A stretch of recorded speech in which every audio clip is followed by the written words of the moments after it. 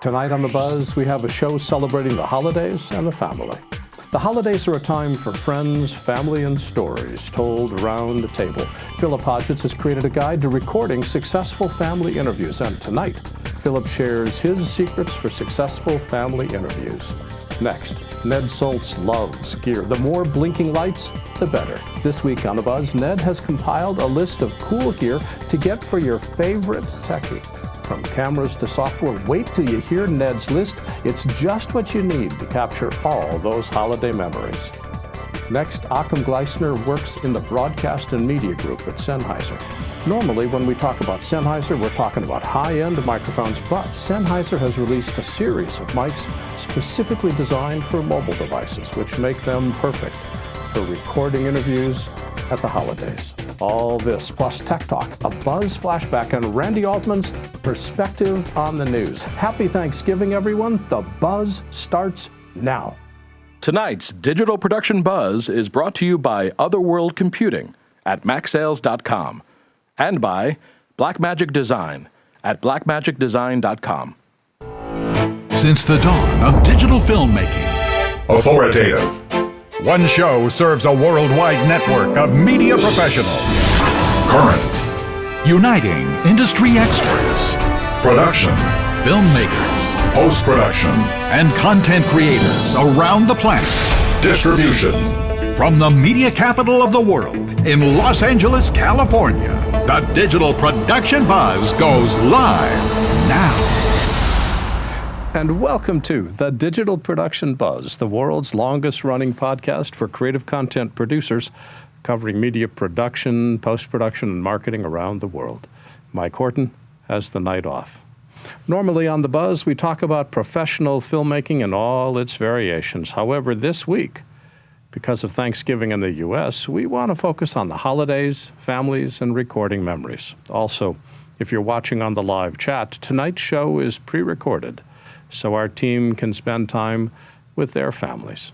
Now that virtually everyone has a smartphone with a camera, capturing family memories is easier than ever. So tonight we'll talk about how to plan an interview, gear that you can use to make recordings even better, and discuss how to get the highest quality audio when sitting around the dining room table. By the way, I want to remind you to subscribe to our free weekly show newsletter at digitalproductionbuzz.com. Every issue, every week, gives you an inside look at both the buzz and the industry, plus quick links to all the different segments on the show. Best of all, every issue is free. I'll be back with Phillip Hodgetts right after Randi Altman.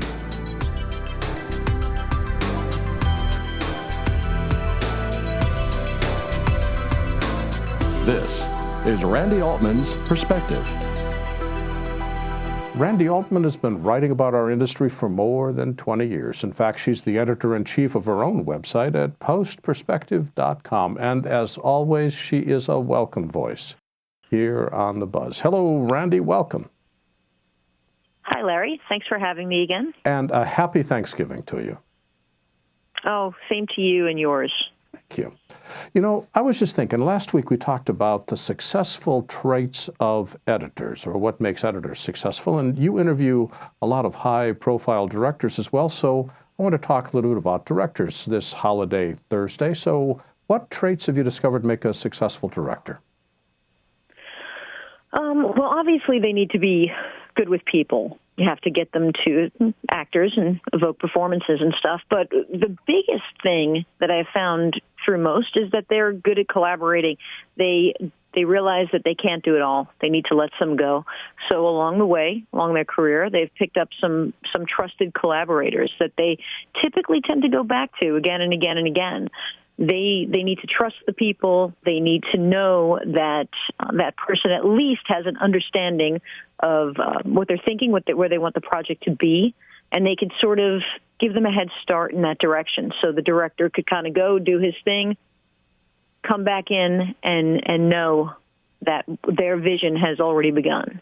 Well, this seems to be a change from the autocrats of the past. I'm thinking Orson Welles and Cecil B. DeMille and Alfred Hitchcock, all of whom are known for holding all the reins tight to their own hands.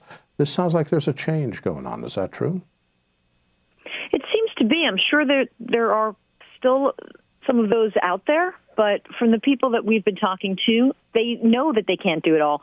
So they have the pressure of being on set and needing to get the shots, and they can't be worried about whether or not, the colorist or the editor or the VFX studio is doing what they need to do. They have trusted collaborators in between that they get reports from. They do take a look at all the work, obviously, but they need to focus on different things throughout. So I don't know if it's because the technology has changed. I don't know if they've just come to their senses, but this seems to be working for them. Randi, I find it interesting, the rise of collaboration. As we make a change, as films become more complex, collaboration becomes even more vital. And thank you for pointing that out to us today. You have yourself a good holiday, and for people that want to keep track of what you're writing, what website can they go to? They could go to postperspective.com. And have yourself a good Thanksgiving, Randi. We'll talk to you next week. Thanks, Larry. Take care. To read more from Randi Altman, visit postperspective.com. Still to come on The Buzz.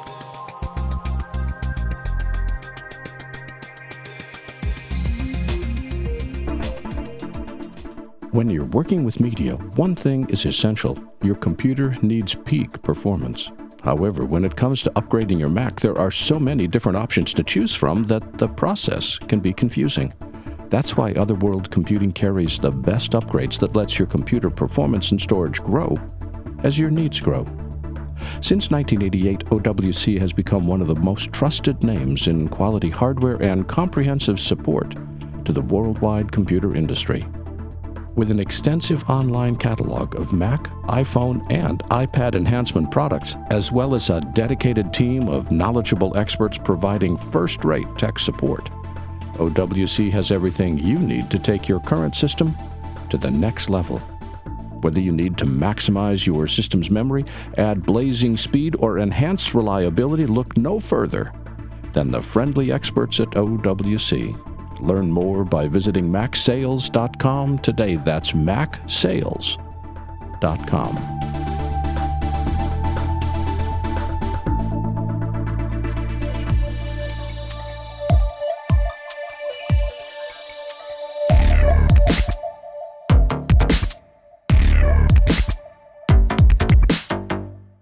Normally, we talk tech with Phillip Hodgetts when he's wearing his hat as the CEO of Intelligent Assistance and Lumberjack System. This week, though, we're reflecting more of the spirit of the holidays as a time for friends, family, and memories. But how do we capture those memories? And that is where Phillip can help. Hello, Phillip. Welcome back. Hi, Larry. You know, Phillip, when it comes to family interviews, are we talking tech or are we talking something else? We're talking something else. I wish I could find a way of making this an excuse to buy new tech toys, because we know we all love excuses to buy new tech toys. But no, recording your family history is really about appreciating the family that you have, where you come from. It's about understanding who you are as a person. And it's also, we need to capture these now because, frankly, we'll be sorry when somebody's gone and we haven't taken that time to sit down with your grandparents or, aunts, uncles, brothers, sisters, because there will come a time when you can't sit down with them. And to be able to go back and see their faces and hear their recollections is going to be an incredibly valuable emotional resource for you in the future. You know, I was thinking, one of the proudest interviews I did was with my father about 5 years before he died. And I wanted to record something, and fortunately, we just sat and talked. It was an audio-only interview because it was before cameras were affordable. Mm-hmm. But being able to listen to that was so helpful to us after he died that you're absolutely right. Preserving those memories, it's easy when they're here and they're easy to overlook, but they're precious because you can't go back and get them when they're gone. It's never the most important thing. This Thanksgiving, it's not going to be the most important thing on your mind, but it should be, because, that's an opportunity to reach these people. Well, what is it that makes interviewing family members so tricky? Don't you just sit down and throw a mic in their face and start talking? Most people get fairly nervous when you throw a mic in their face and start talking. I think there's a sort of reluctance. Funny about that. Most people, not us. And I think there's a little bit of people feeling, I don't know, somewhat odd about talking about themselves. Maybe that's more of an Australian problem than for Americans. But it can also be tricky because sometimes things will bring up memories that people don't really want to remember. So you need to be sensitive to those sort of things and be quite prepared to skip a question and move on. I found it a little bit easier that I was asking the same questions of everyone. And so there were no trick questions that were going to bring up something that somebody didn't want to talk about. And be sensitive too. I mean, I have a relative who's full-bodied, let's say, and she's not very comfortable about being on camera. So in the number of times that I've done interviews with her for the current project and an earlier one, we've just recorded audio and found suitable B-roll to cover. And so you need to be sensitive to your family.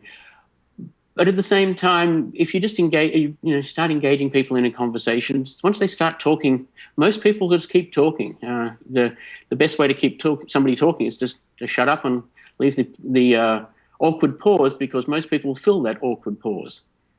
Well, you make a very interesting point. I love interviewing people. It's one of the favorite tasks that I have. But I'm not so comfortable when people interview me and I have to talk about myself. I'm much more interested in hearing what other people think than expressing what I think. How do you get people comfortable talking about what they think and what they feel? That's a hard transition to engineer. Yeah, I started with a set of questions, and I gave people the questions ahead of time. Some just ignored them completely because they wanted to be spontaneous. Other people had quite detailed notes of what they wanted to talk about. And having that, I thought, took some of the stress out of it. So the people were no longer unsure about what they were going to be asked and what they were going to have to remember. But since I've done that original list and done the interviews, missional interviews for my family, I've discovered some really great questions, like what superpower would you like to have, or what advice would you give your younger self? These are interesting questions, and as you said, the position of an interviewer is that you will learn so much about your family. I have learned so many things about my family in the middle of interviewing one of my relatives that it's almost embarrassing that I didn't know things before. In a much earlier project, I was interviewing my aunt about my grandmother, her mother, and she just casually dropped in the conversation that my grandmother had earned her honour back twice in her life, and I think just in traditional Tasmania in the 40s and 50s. And I thought, well, I knew about the divorce. Oh dear, my mother was born out of wedlock. And that is how I learned that. So family history, family interviews can be very, very revealing. I've learned a lot about my family. Right, maybe more than I really want to find out. So be prepared for that. Well, do you plan an interview? And if so, how do you plan it? Yeah, well, I'm a production geek. So yes, and I'm a metadata geek. So those two things are part of what I've done with my particular family history project. I have everything set out. I use the same production kit that I use everywhere, a couple of GoPros.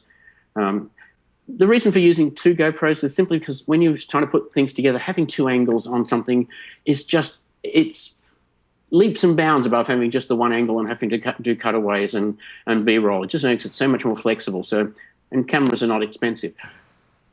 I'm a geek, and I also want to do a long-term project, how we can make it easier for people to build these family histories and using the metadata, an easy metadata logging system, build an archive and a resource for their family to explore. That's a longer-term personal project. You do not need gear. I mean, it's absolutely everybody carries in their pocket all they need to do a family history video. It's called a cell phone. Capture it on that if that's all you've got. If you're listening to the Digital Production Buzz, chances are very good that you've got some production gear. Use that. The two things that I think are most important is to get good audio. I'd like people to clip a cheap lapel mic on and plug that audio in. The quality of the audio is going to make it so much more useful in the future. And a little bit of decent light and record, of course. In the modern era, we do need to remind people to record horizontally, thank you. because the world is like this. Well, we're going to be talking with Ned Soltz in the next interview, specifically about gear for these kind of interviews. And then we're talking with Sennheiser at the end of the show, talking about how to get good quality audio, especially recorded to a mobile device. So I want to force you, much as it goes against your grain, not to talk about tech. But do you find that an interview has a structure? Or do you find that there's things you talk about at the beginning or the middle at the end? Or are you pretty random in the way you ask questions? I have a very specific set of questions. I generated them ahead of time. I entered those into our lumberjack system and then ate my own dog food and logged each interview as I went through. So I had very specific questions, starting with what's your earliest memory? What's your favorite memory? And going through, where did you live at different times during your life? What was school like? What was questions I forgot to ask, though, things like, what was bread like when you were growing up? These tiny little things, but they capture so much of the essence of what has changed in society from the time of, the earliest memories of my family. I mean, right now, my family history goes back about 85 years with the people I can currently record. I figure I've got another 30 years, so I'm going to be capturing over 100 years of history. I want it sort of more systematically organized, and that's just who I am. So I had the same pattern with everybody. I think when you do have just a more free-form interview, though, the sort of thing that you were talking about with your father, and more of a conversation, the starting points will be fairly easy. The softball questions, something to make them comfortable is talking. So, even starting to talk about things that are favorite memories. And then over time, over the length of the interview, you can transition into things that are, maybe things you don't know about, things that of your relatives' history that are hidden to you. And I know veterans have a lot of difficulty talking about their time in service. So, maybe another area to be careful of. But also, it's an area where you're going to find a lot about the person and what has made them the person that they are now, if they can become comfortable enough talking to you that they can go into areas that they otherwise wouldn't talk about. And it's important that the tech not be in their face. We're talking about not being techie, so exactly, we want to be completely non-techie. Put the camera on, if you've got a cell phone, put it into an iographer or a similar device or one of those cheap tripod clamps, so it's out of the way. So it's not like you're sitting behind the camera all the time talking. You want to be just like we are, face-to-face, even if we are separated by a little technology. I long ago learned to avoid questions which can be answered with yes or no. Do you find a particular structure, a type of question more effective? What I'm looking at is tips on wording. Yes, the classic answer to that is that, ask open-ended questions. Never ask a question that, like you said, that could be answered with a simple yes or no or I forget. So you need to open up open-ended questions like, what is, like my example a minute ago, what was bread like when you were young? Could you smell it? What was the smell of bread like when you were young? Now we're bringing up smell, we're going to evoke memories, because sense of smell and memory go strongly together. Favorite music and the context of favorite music. These are fairly open-ended questions. What did your family do for holidays? What was it like when you traveled the world or put that backpack on your shoulder and went to Asia for 3 months and didn't bathe the whole time? Whatever stories there are to be found. And you asking questions like, did you go to high school, is going to go, yeah, and that's no. And if we'll all do that. We'll all go into an area where, that's a simple question. So then you just roll into, and what was your favorite experience in high school? Or what did you love about high school? Or what did you hate about high school? Another little thing I've learned, school experiences are really all about the teachers. People who have great teachers have great school experiences. People who have bad teachers have some very bad school experiences. And also just how terrible it was for people of my aunt's and mother's generation to be shut out of the more interesting world of school, be shuffled into home economics instead of being allowed to go to homemaking school, instead of being allowed to go on to high school. One of my aunts is still, I think, annoyed by that to this day. And so the open-ended questions, and don't be afraid to prompt somebody with another supplementary question that you because they haven't really brought out a memory. I was interviewing my niece and asking her what role has music played in her life, a nice open-ended question. And she answers with a few bits and pieces, and I just had to prompt her that she had been Rizzo in a production of Grease just the year before, which I thought was something relevant for music in her life. So don't be afraid to prompt when you know the answer and can push the story just a little bit further, because if you push this a little bit further, ask another little inquiring question, you can find yourself sort of leafing off into interesting places that nobody really goes, because nobody has these long conversations with people anymore. One of the tricks that I've learned, or techniques, is I start with questions that start with what and how. And I use those at the beginning, and I save the why questions until we're comfortably talking, because the why is going to get the answers that you want, but they're tending to be aggressive, and you want to make sure that they're comfortable before you ask a question like that. So the who, what, why, when, where, how are the way that I start the question. But I always start with the easy stuff first, like you were saying, get them talking, and then once they're comfortable talking, you can get into some really interesting areas. I love your superpower question. I haven't thought of asking that. You could search for the questions that I asked. It's available on philliphodgetts.com. It's probably back a couple of months now, but if you just search philliphodgetts.com for family history questions, I'm pretty sure that was the name of the blog post. So, well, you did a series of blog posts, which gives me a chance to get to your website. So just repeat it again. What website can people go to learn more about your thoughts on interviews? That would be at philliphodgetts.com, and you'd search for the family history questions post that I put up there. Well, Phillip, I wish you a very happy Thanksgiving, and thanks for taking the time to share your thoughts on doing family interviews. We'll talk to you again soon. Thank you, and everybody do those interviews this Thanksgiving, because you'll be thankful you did.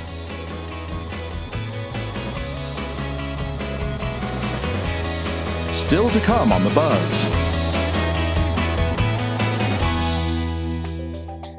The folks at Blackmagic Design keep shaking up the industry. The new DaVinci Resolve 12 could be all the video editor you need. DaVinci Resolve 12 combines professional nonlinear video editing with the world's most advanced color corrector. So now you can edit, color correct, finish, and deliver all from one system. The brand new Blackmagic Video Assist is a high-resolution professional monitor and recorder that allows you to see a full-pixel 1080 image large enough so you can focus a DSLR camera accurately. And the new Ursa Mini cameras provide stunning quality with a 4.6K sensor and 15 stops of dynamic range.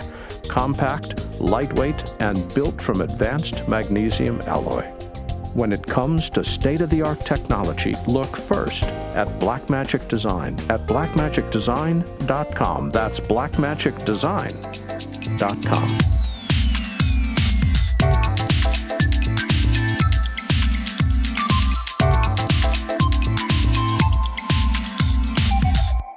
Ned Soltz is an author, editor, educator, and consultant on all things related to digital video. He's also a contributing editor for Digital Video Magazine, a moderator on Two-Pop and Creative Cow forums, and a regular correspondent here on The Buzz. And tonight, he's playing Santa in disguise. Hello, Ned. Welcome back. Hi, Larry, and happy Thanksgiving to you and to all of our viewers tonight. And a very happy Thanksgiving to you as well. Ned, tonight is the start of the biggest and longest shopping weekend of the year. So my very first question to you is, what gear has caught your eye? Well, let's start with small cameras, action cameras. And what I've got right here, and let's see if we can hold this up and the eye camera can get this. This is from AEE. Its model is an ST71 Plus action camera. It's really a clone of a GoPro, and you can see that with the accessories on the bottom, it's going to use pretty much the same accessories as a GoPro is going to use. The difference is standard equipment. It comes with a screen, rear viewing screen. It's water safe up to 328 feet. Its battery goes much longer, and it has about a 350-foot Wi-Fi range, so making it a little bit more suitable for a drone. And it also does 4K, 2.7K, high frame rate, and it's only $349. Which is about $150 cheaper than the GoPro. But then if you add the screen to the GoPro, which is another $99, you're considerably less than a GoPro. And it's the ST71 Plus from AEE. We have a box right here, as a matter of fact, that I can hold up. And that's one of the coolest action cameras that I have that I've seen lately, and that they sent me to play with. And the image is really quite good. Now, you said that shoots both 2.7K and 4K? 4K as well as 1080. For less than $400. For less than $400, right, with an LCD screen and with higher battery capacity than a GoPro, greater depth capacity than a GoPro, and longer Wi-Fi throw than a GoPro. Wow. So that's really a pretty worthwhile action camera to take a look at. Okay. And it takes the same accessories as a GoPro, and we're talking roughly the same weight. So what else we got? Well, so that I can also give GoPro a little plug right here. I do have a GoPro right here, but I have this as well on another toy that I have, which is a stabilizer. That's the big thing these days, is to be able to shoot stabilized video. And this is from Feiyu, Feiyu. And this runs about $225. And it's a stabilized gimbal. There are models for the iPhone. There are models for the Sony Action Cam. There are models that hold a GoPro such as this, and this happens to be a Hero 4 Plus. There's several modes to this, so I'm at a straight mode right now. I can do this mode where I could pan it. Now, the camera doesn't look like it's floating. It looks like it's just sort of, how is it working then? Is it damping the movement? It's a 3-axis brushless gimbal that's within this. So the camera is really very much floating, and you get remarkably stable shots with this, and it doesn't take a tremendous amount of effort. There's even a low mode as well, where you can hit this little control button right here 3 times, and then you can, let's see if we can do this right here on camera. Did I get this 3 times right? Oh, then my I can goodness. invert that camera, and I can carry that in a low mode for perfect stability. Hit that 3 times. That should run it right back up here to its proper mode. Okay, it's taking its time. But now again, for about $5 on eBay, you can add little iPhone mount right here, because of course your GoPro can send a wireless remote to the iPhone, which you can then use as a viewfinder, and you're just going to open this little clamp right here and stick your iPhone in it. It's really a bicycle mount that could be used, but it's available on eBay directly from China for about $5 or $6. I've seen it on Amazon for about $17, which means that the guy importing it and selling it on Amazon is buying it from China for $6. And as a matter of fact, I didn't have any problem getting it at all. I placed my order. 6 days later, it came from China for $6. So now I really have a pretty nice mobile system right here for my GoPro, and it'll also work with the AEE as well. So I've got 2 units that I can handle with this. Oh, by the way, going back to that AEE, the AEE comes with a free wireless app, and the AEE app is able to control several cameras simultaneously. So if you had several of these AEE cameras, you can do a split screen and control them remotely, whereas on the GoPro, you could only control or stream 1 camera at a time. So the advances in this just get greater and greater, and I think these are some of the coolest toys to have today, between the gimbals and the stabilizers. Now, I don't have one to show you right now. If you want to spend a little bit more money, $649, which by comparison isn't that much, because the GoPro is $500, the Feiyu is $222, the $649 DJI, the people that give us the Ronin and the people that give us the great drones that that they're producing now have a device called an Osmo, OSMO. And the Osmo is a 2/3 inch sensor camera, which is up to about 14 megapixels. So it can do 14 megapixel stills. It can do 4K video. It can do high frame rate up to 120 frames per second, mounted on an even higher quality brushless gimbal than the Feiyu that I was showing. And that's just released right now, and it's selling for $649. So there's some of the mobile recording devices that I think are a lot of fun. Now, of course, we could always talk about drones, but I don't know what kind of gift you're giving somebody when you give them a drone these days, because there are limited places where you can fly it. I mean, here in Bergen County, New Jersey, it's illegal to fly a drone anywhere in Bergen County. In New York City, they're contemplating even stronger legislation against drones. And there's even a drone scam going on right now where you'll get an email saying that for $25 you can register your drone with the FAA, which is a complete scam because the registry isn't even open yet. So yeah, I want to hold it. I want to slow down for a second. So I want to emphasize that. There is this scam that says sign up for $25, which is not approved by the FAA. The registry doesn't exist. You don't want to participate. Just wait, because the FAA has not yet announced registration rules, and not all drones are going to be registered. So that's a really good point. Yeah, I think that's important to know, that if you do happen to get a drone for the holiday gifts or give a drone for the holiday gifts, number one, make certain that you're giving it to a person who can actually be in an area who's able to fly it. Well, we've got a couple minutes left. Is there any other toy that's, impressive tool that's caught your attention? Actually, yes. For $129, and it's supposed to be shipping this week, but apparently it hasn't shipped so far. And that's from X-Rite, our favorite color calibration and color chart people. X-Rite has produced for $129 a chart that they're calling a color checker video. They're also doing a pocket version of that. That'll be $149 that has a few more. And it's different than the conventional color charts that we've had so far, because it has colors that also emulate skin tones.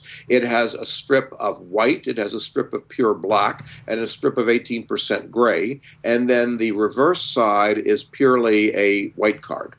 Now, is this something that would take the place of the famous DSC charts that we see around all the time, where you can use it to align and color balance cameras? Exactly. It's a different concept completely, because X-Rite claims that this is really designed for video specifically, and it will be supported in a revision of DaVinci Resolve that we'll see in early 2016, and it will also be in Color Finale.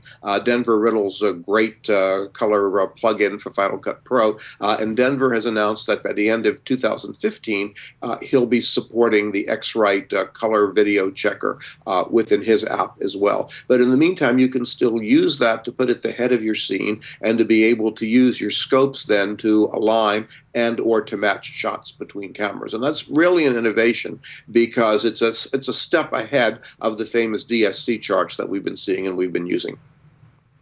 You know, I thought things would be slowing down at the end of the year, but your gear chest is just spilling over with stuff. Oh, it's spilling over, and that's only the givable toys right now. The gear chest that I'm sitting here on product reviews that I'm writing is just amazing. I'm sitting here on products in the studio that are running from $100 products to a $50,000 product I've got sitting around.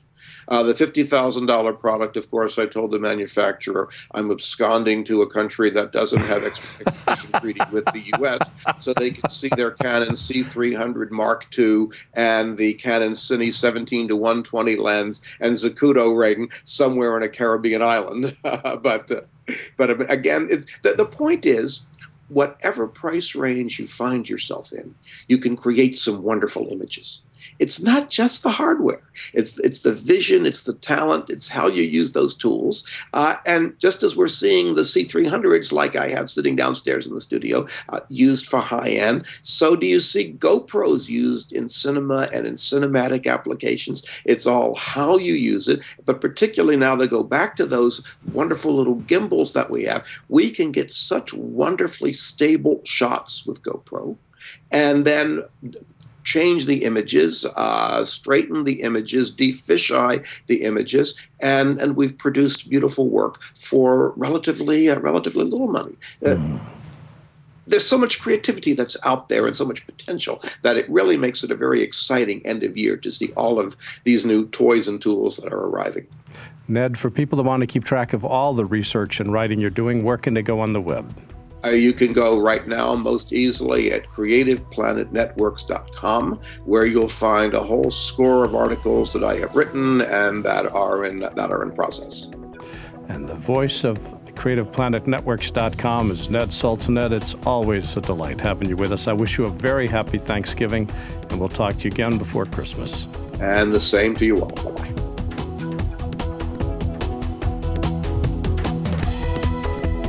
Still to come on The Buzz.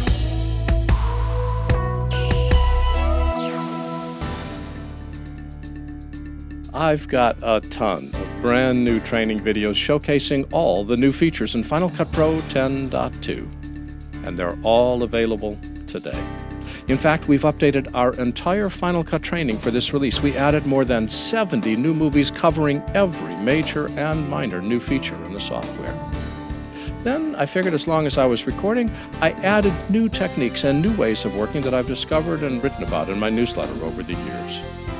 We've updated our workflow and editing training with 31 new movies and effects with 41 new movies. This makes our Final Cut training the most comprehensive, most up-to-date, and most affordable way to learn everything about this amazing software. It's quick, it's easy, and it's complete. I'm proud of all of my training, and especially proud of this one. Get your copy today in our store at larryjordan.com, or even better, become a member of our video training library and get access to all of our training for one low monthly price.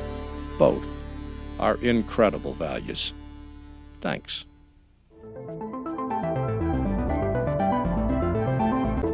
Welcome to Tech Talk, sponsored by Keycode Media.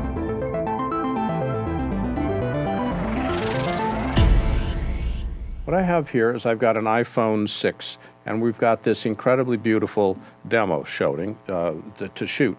So now you can see sort of the setup. This is our tripod and the little clip that holds the iPhone onto the tripod. But let's go to the iPhone itself. First thing that you do is you click on the settings menu and you scroll down until you come to Photos and Camera. And we scroll down, and notice that by default, it's recording video at 1080 by 30 frames a second. In all cases, the iPhone records progressive video, which is exactly what you want. There are 4 different flavors that we can record: 720p 30, 1080p 30, 1080p 60, and 4K at 30 frames a second.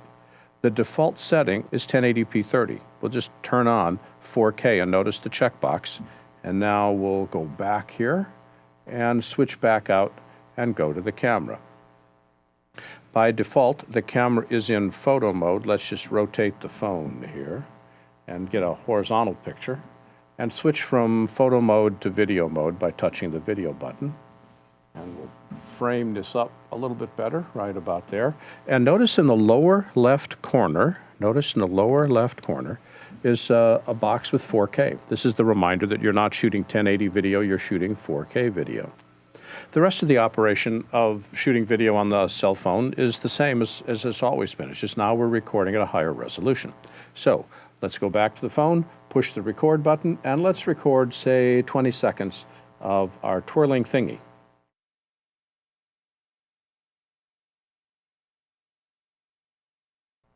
And we'll stop.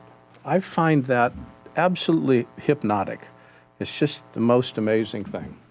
I've found myself losing weeks staring at it. Okay, so now we've recorded the video, and we could record multiple shots. We could record, much more interesting pictures than perhaps the twirling thingy, but for what we're doing today, that'll be fine. Now, the next step is we got to move the video from the iPhone over to Final Cut. Now, to do this, I've got this brand new, totally empty high point RAID, And I created a single library on it called 4K Video. You can call libraries whatever you want. You can store them wherever you want, but 4K Video is really data intensive. So you want to make sure that you store it on a high-speed hard drive, ideally a RAID. We'll talk more about that in just a minute. I've also created a separate folder called 4K Media. Depending upon how we set our import settings, we're going to be able to put the media inside the library, or we can store it to an external library. Let's start Final Cut by double-clicking 4K Video, hide the dock, and now we're inside Final Cut. I have not yet imported any media into the library. I'm going to select the library, which in the inspector automatically displays the library properties. If I plan on storing media inside the library, you don't have to change anything. But I want to store the media not in the library, which is the default setting. I want to store the media in a separate folder. So I click Choose, navigate to the RAID, highlight the folder that I want to store the media in, and click Choose. Now all of my media is going to be stored externally. Let's talk about this for just a second. If what you're doing is shooting media that's going to be edited once and never used again, store it inside the library. If you plan on moving the library from one computer to another, store your media inside the library. If, on the other hand, you're going to be sharing media between editors or sharing media between multiple libraries, you're much better off not storing it inside the library, but storing it externally. For most of the work that I do here in my training, storing it in the library makes sense, but sometimes I want to share it. You can determine whether the media is going to be stored internally or externally inside the library preference settings, which showed up with the 10.2 upgrade, by going to Library Properties in the inspector, changing the storage locations. I'm going to store all of my media externally just to make it easier to access, and click OK. I'm going to select my media event and go up to File, Import Media. Because the iPhone is already connected to my computer, it shows up in the Cameras department here. And notice that I have a series of JPEGs, and I've got a media file. And there, playing off my camera, is a 4K image. It hasn't been imported yet. I'm playing directly from the camera, which just blows me away. And we can see that it runs about 21 seconds. Because it's on the camera, Final Cut does not allow me to keep it on the camera and import it. It forces me to copy the media across because I can't edit media off an iPhone. One, I'd have to always have the iPhone connected, and two, for editing purposes, the connection is too slow. So copy to 4K media is always the case. If I had not changed the preference setting, it would move the media into the library itself. That's the default. But I changed the library preference setting, and it's storing it to an external folder. So I'm going to click Import, and there our file is. It hasn't even been copied yet. It's at 40% copied, but I can still play it even though it hasn't yet been copied to the hard disk.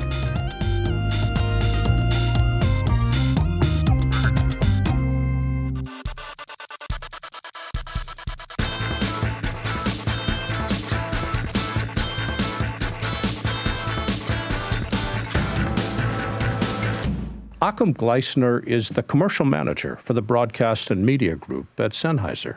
Normally, when we talk about Sennheiser, we're talking about high-end microphones, but Sennheiser has also released a series of mics specifically designed for mobile devices, and since tonight we're talking holidays and family, this seemed to be a good time to talk about how to create good audio in a non-professional setting. Hello, Achim. Welcome. Good to be on your show again. Well, it's always good to have you. Happy to talk to your audience. We always enjoy talking with you because every time I talk with you, I learn something new. I want to talk about two different things with you. First, I want to talk about hardware, how we can get good sound. And then I want to spend even more time talking about the technique of recording good audio, where we set levels and where we position the mics. But to get us started, what products does Sennheiser offer for mobile devices?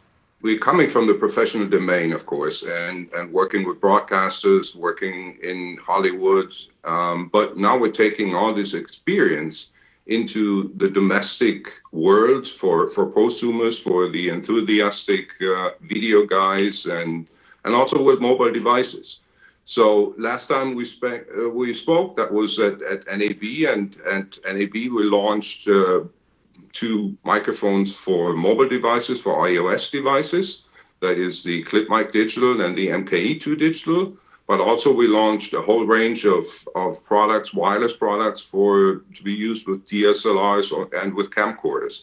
As a matter of fact, you can mix and match them. So we also have experiences now using the AVX system, so this wireless system, with mobile devices like Samsung Android phones, or also with iOS phones using the analog connector. So it's not like you have this device and you only can work with a certain phone or with a certain camera, but we trying to keep it flexible. And it really depends on the application, and that is the more important part. What are you going to do? What is the situation you're recording? I want to get to the application in just a minute, but before we leave the subject, is there a difference in creating microphones for mobile devices than creating microphones for professional environments? Not necessarily from the pure microphone point. So like the MKE2 Digital, which we are using for iOS devices, is using the exact same capsule you also will find on musicals on Broadway. It's the exact same microphone. So the acoustic transducer, which converts vibrating air into an electric signal. Of course, the interfacing, what is the wired interface, or what is the input on your device you're recording to? That is the difference. So on iOS, these 2 products we're now selling work with the Lightning connector. So we're collaborating with Apogee for the conversion of the analog signal from the mic into a digital signal that goes then into your iPhone or iPad, or it's an analog input, and that pretty much is the only difference. It's always what is the input of your recording device. Well, I've had a chance to play with the MKE2 with the Apogee interface, and that just has a lovely sound. And recording that on an iPhone is just, it was as though I was working with the highest end professional gear. So I was very impressed with that piece of equipment. Well, you never know. Is that good for us, or is that bad for us? For a company like Sennheiser, if the analog input and the audio part of your device does not keep up with the pace that the video is enhancing. I mean, every generation of a new iPhone or a new iPad, the camera is getting better. The camera is working in low light, has higher resolution. Yet the audio part in it, and that starts with a converter, it's lagging behind. And so we took this opportunity, and with the devices we offer, you can improve the audio on your device so that the recording result, which is the video and the audio, matches in quality.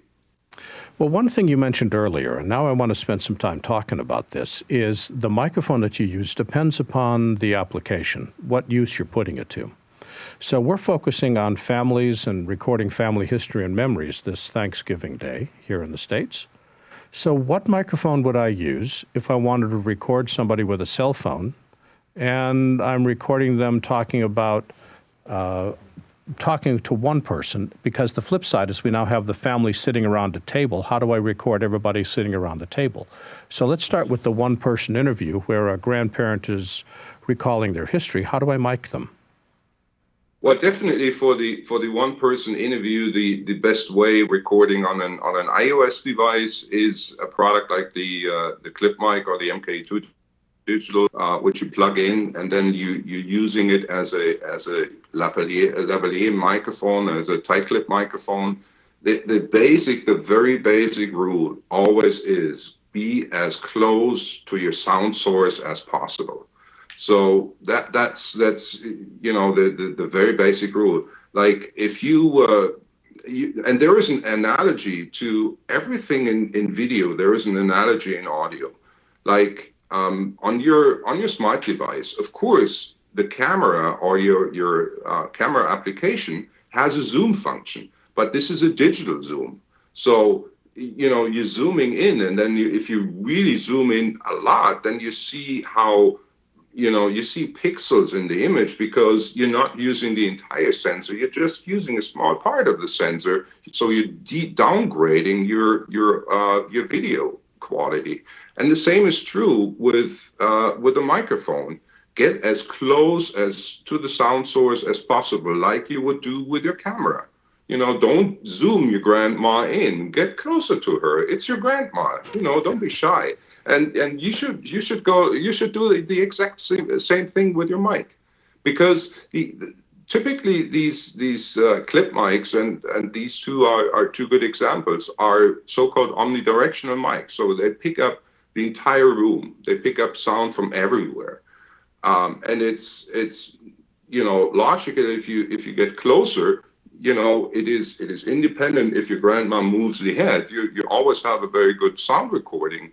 But if you do it from a distance, it sounds like you're in the bathroom, because rooms are typically very, very reverberant.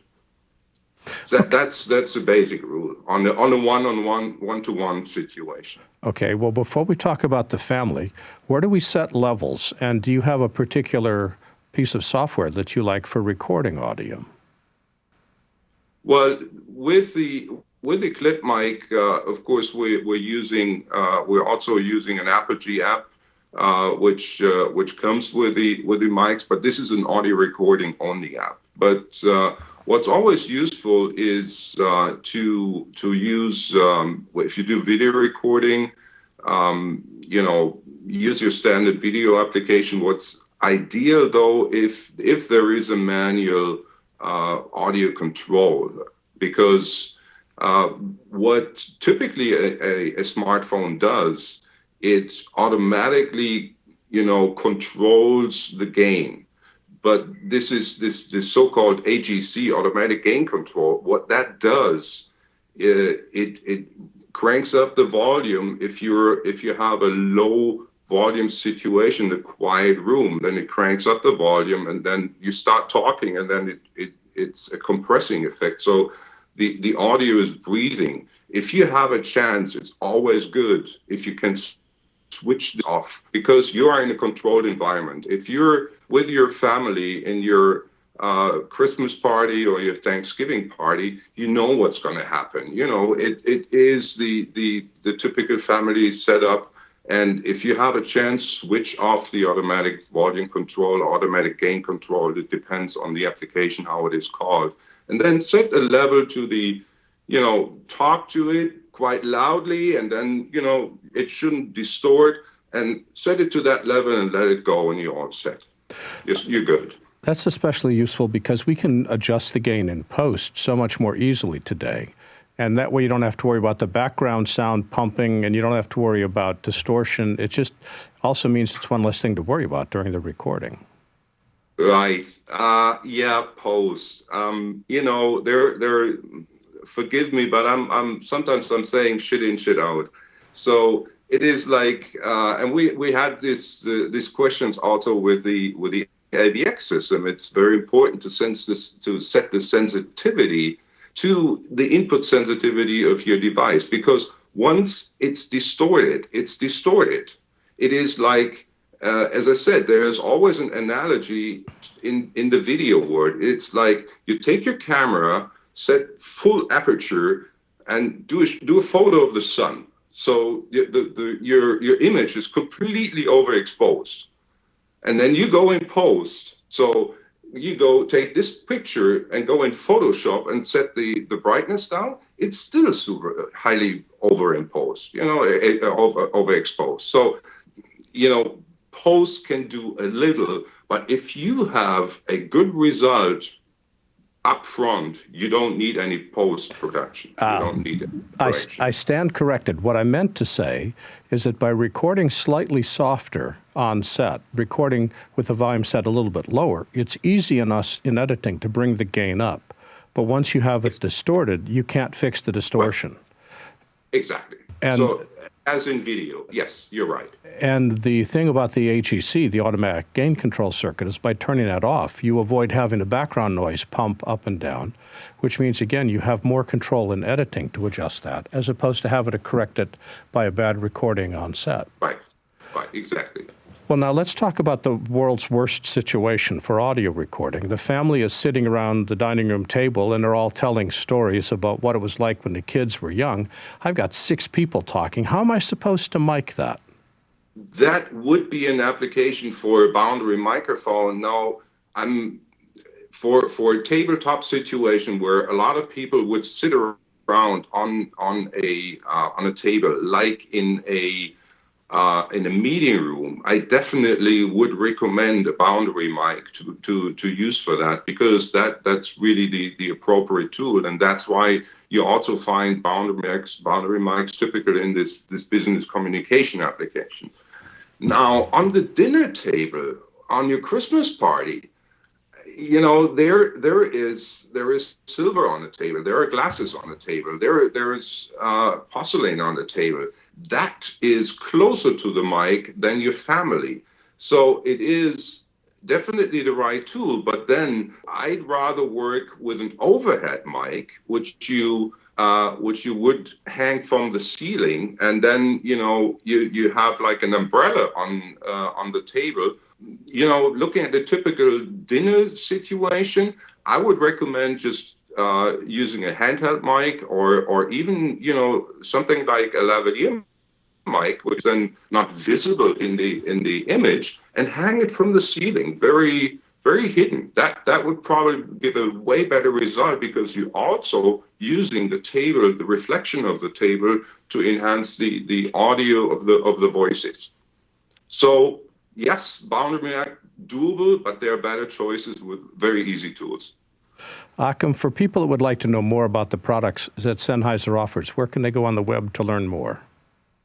You can go on SennheiserUSA.com and go on microphones, and there you will find all kind of different setups, different mics. So anything from the clip mic and the MKE2 digital, which goes into the iOS, to the just launched AVX system for DSLRs, but also with mobile devices, and then up to products like the MKE 600 as a shotgun mic.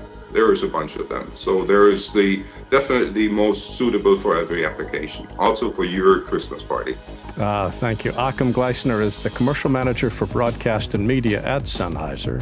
Achim, have yourself a wonderful weekend, and thanks for joining us today. Thank you, and talk to you soon again, and have a wonderful season. Thank you.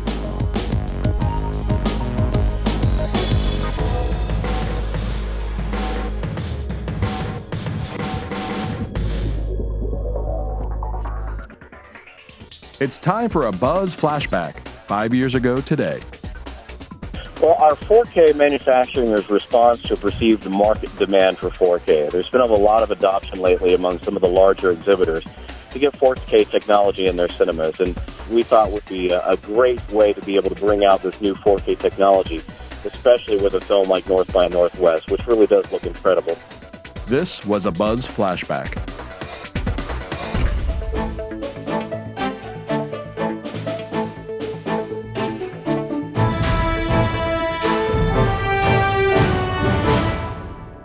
This wraps up our Thanksgiving show for 2015, something a little bit different. We wanted to focus on the holidays and families and recording family memories. And we started with Phillip Hodgetts talking about how to plan a family interview. Then we moved on to Ned Soltz talking about the best gear to use when we're recording with mobile devices. And we discovered that it doesn't have to be that expensive. And Achim Gleisner from Sennheiser, giving us the basic rules of audio recording, keeping our mics as close as possible to talent, turn off the automatic gain control, keep levels a little low to prevent distortion, and pick the best mic for the situation you're recording. It's all one way to start the holidays on a happy note. Thinking of the holidays reminds me of so much history in our industry, and it's all posted to our website at digitalproductionbuzz.com. Here you'll find thousands of interviews, all online and all available to you today. And please sign up for our free weekly show newsletter that publishes every Friday. You can talk with us on Twitter at DPBuzz and Facebook at digitalproductionbuzz.com. Our theme music is composed by Nathan Doogie Turner, with additional music provided by smartsound.com. Text transcripts provided by Take One Transcription. Visit takeone.tv to learn how they can help you. Our producer is Serena Catania. Our engineering team is led by Megan Paulos and includes Ed Golia, Keegan Guy, Hannah Dean, James Miller, and Brianna Murphy. On behalf of Mike Horton, my name is Larry Jordan. Happy Thanksgiving, everyone. And thanks for joining us for the Digital Production Buzz.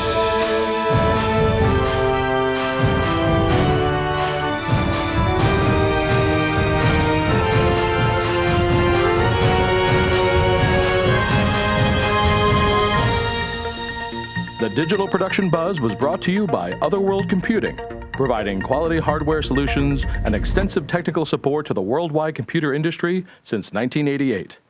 And by Blackmagic Design, creating revolutionary solutions for film, post-production, and television.